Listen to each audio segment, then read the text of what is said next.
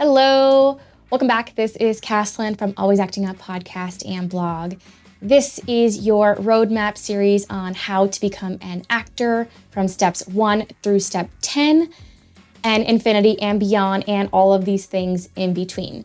So this episode, we are going to talk about the actor's resume.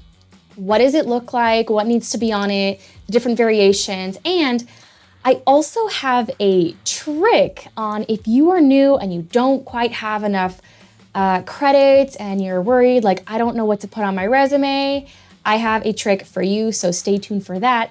And lastly, we're gonna make sure you know what to do with your resume once it is complete. So stay tuned for that. And before we get into that, I have a question for you. The question is, what are some of your specialty skills?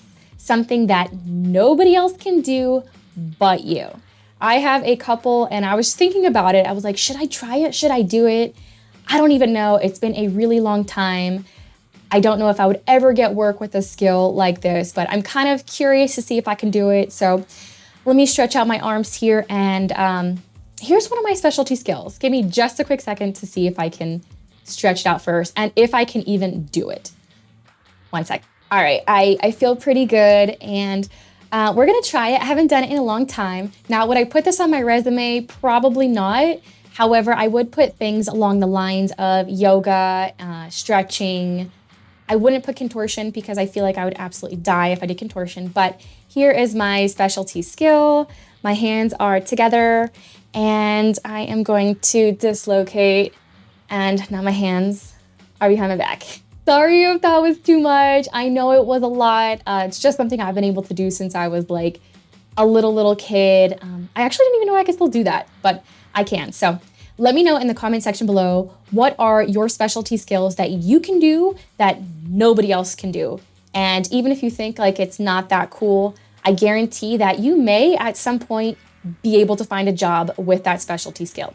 So let's go ahead and get into the actor's resume and what it should look like. So I thought it was really important just to kind of show you that there are so many different variations of the resume and it doesn't have to be XYZ, but there are certain titles and columns that are pretty standard. However, different design. You can have any one of these. And as long as it shows your work and you're using, goodness gracious, and you're using the standard columns and correct names and labels, you should be okay. So as you can see, there are a bajillion different variations of actors' resumes.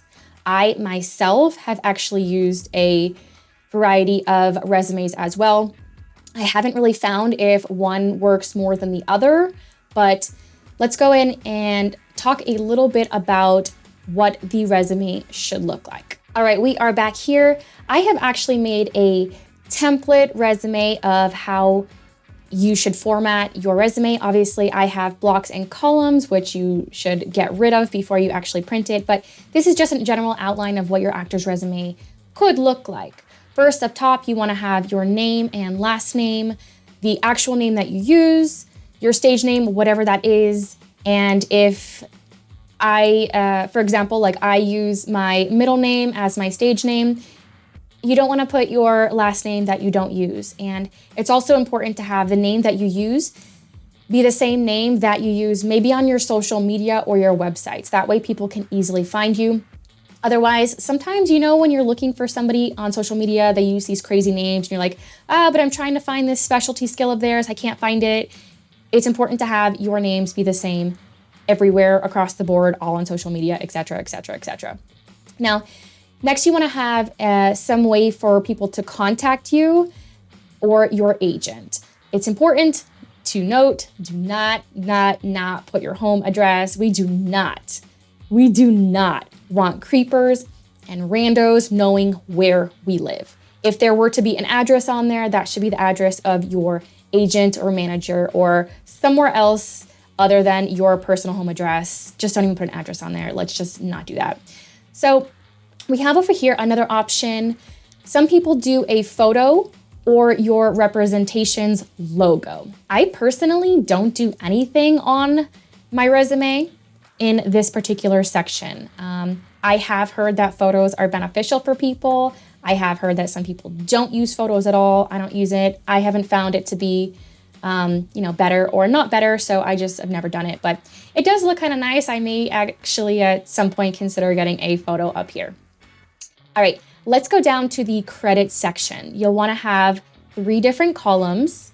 This is going to be the, the medium of what it is, film, TV, web, commercials, like what type of job it is. This is going to be your role and the type of position you held.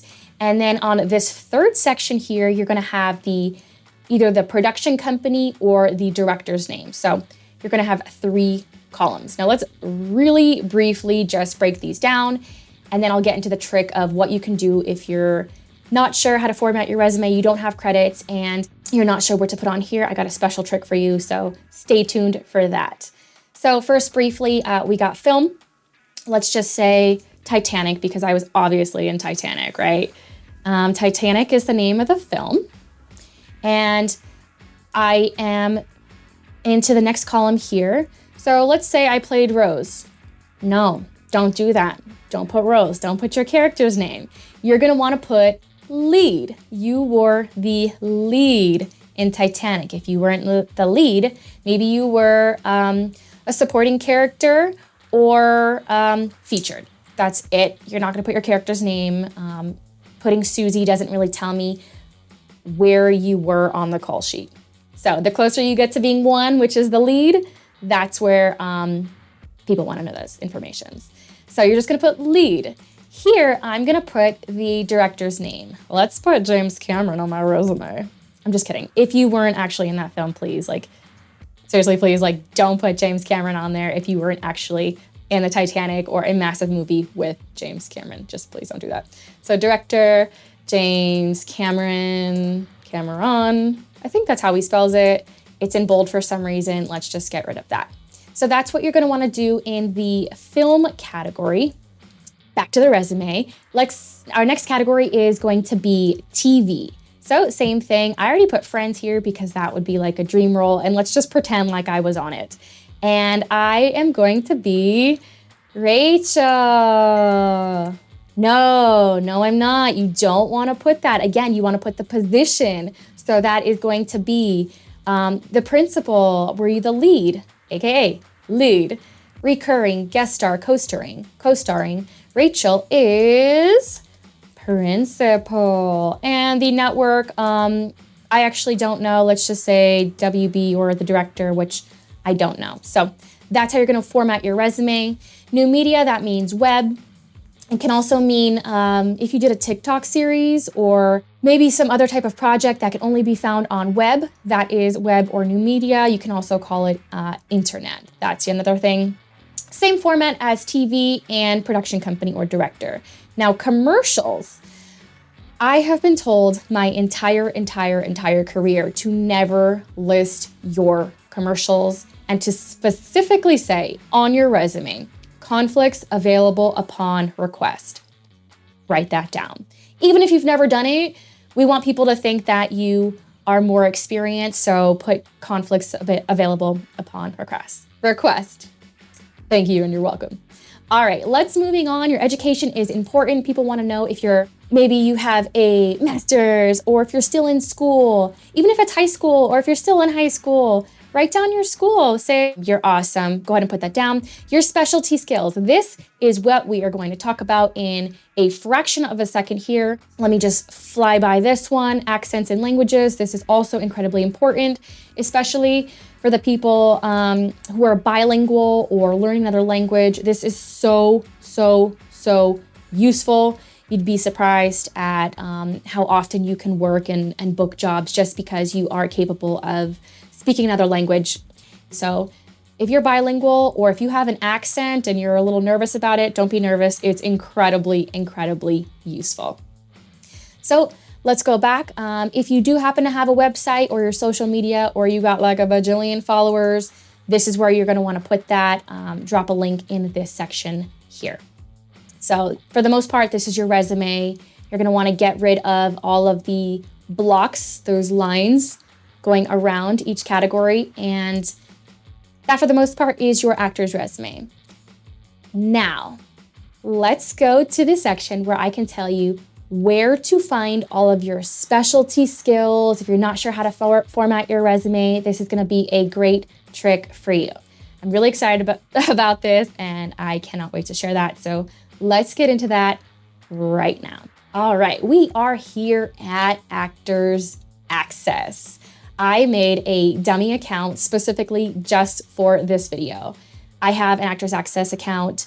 As you could see, it is also called Breakdown Services for casting directors and people on the other side posting auditions. Actors Access is actors, you, me, all of us, access where we can get access to casting and information. So one company, two different sides, okay?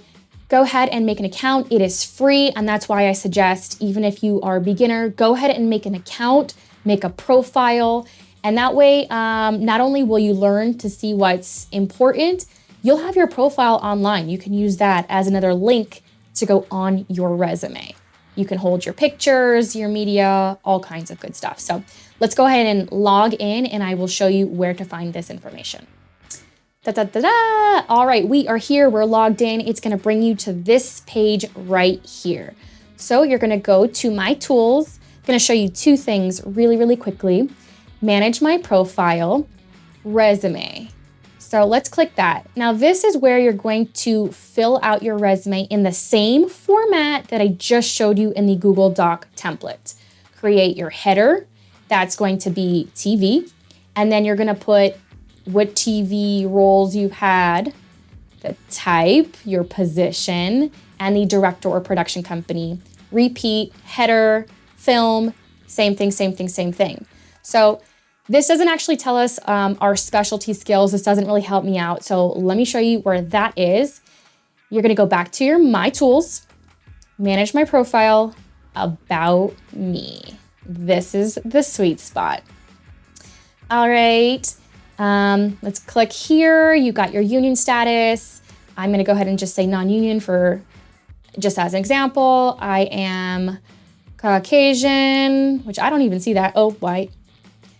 Fill out your information here. The reason why this is so important is if casting is looking for something specific, they're gonna go in their filter and type in twins or blonde twins, and your profile needs to come up. If that is something that you do and you are, or if they're looking for equestrians and you are an equestrian, but you don't have your profile set up and checked that you can do equestrian, you may miss out on that opportunity. So it's incredibly important to accurately put your specialty skills on here. So back to the resume, check this out. This is where I think it's really cool. All of these athletic endeavors, aerobics, can you do aerobics? Yes, we can. I bet you didn't think that was a specialty skill, but it is. And guess what? All of these things here, you can throw them on your resume if you can do these things well. Like on a scale from 1 to 5, if you can go from like a 3 to a 5, I would put it on your resume. If you're like I've done it like one time, don't put it on your resume. It's probably not the best chance to do so. So I would say like an expert, scuba diver, scuba diver. I don't do that, but you know, you get the gist. These are all your specialty skills and your performance skills. These are all skills as well. These can also go on your resume in the Google Doc sheet that I showed you earlier. Accents, these are incredibly important. We just briefly chatted about that. Sign language, fluent languages, differently abled. If you have something special, add in your specialty skill. That's something important. And then you're gonna go ahead and save. For those of you that were really worried, I don't have anything to put on my resume, I'm brand new, that is a ton of options for you to put on your resume. Now, the question is, you have your resume, it's complete, it looks fantastic. What do you do with it? Well, I'm gonna tell you right now. If you have your headshot and it is printed and it is in an 8x10, you're going to want to staple on each side, each corner, your headshot and your resume. It's gonna go right on the back and sandwich it together. You're gonna notice that your paper is bigger than your 8x10. So all you're gonna do is cut, trim, so that your headshot is on one side and your resume is on the back. Now, it is super important to make sure that those staples are good for two different reasons. Most importantly, one, you don't want anybody getting hurt, especially on your resume. You don't want to be the one who's irresponsible, can't do crafts, and you just hurt somebody. That's not who we want to be. But also, two, if your resume is not properly attached to your headshot and it gets lost or whatever, no one's going to be able to find you. Or I guess they could look on social media to try and find you if you have your name in the, lined up on all of your accounts the same, but that requires more work. And if someone's in a hurry, no one's going to want to try and find this person and their headshot without a resume. So that's what you do. Luckily for us, a lot of auditions nowadays are self-tapes at home. So you're really not gonna, you may not even need to use your printed out resume anymore, which is great. Saves paper, saves trees. But if you were going back to in-person auditions, this would be something that you'd wanna do. Okay, I think that brings us to the end of our video here on how to create an actor's resume. You have specialty skills, you're awesome. We know how to format. And any other questions, I hope I clarified that. Leave it in the comment section below. Also, make sure to like, comment, and subscribe. Up by that subscription button, there's a little bell as well. Make sure to check that so that way you will be notified every single time I create a video. Okay, thank you guys so much for joining me here, and I wish you the very, very best of luck in your career, and stay tuned for the next video. Bye.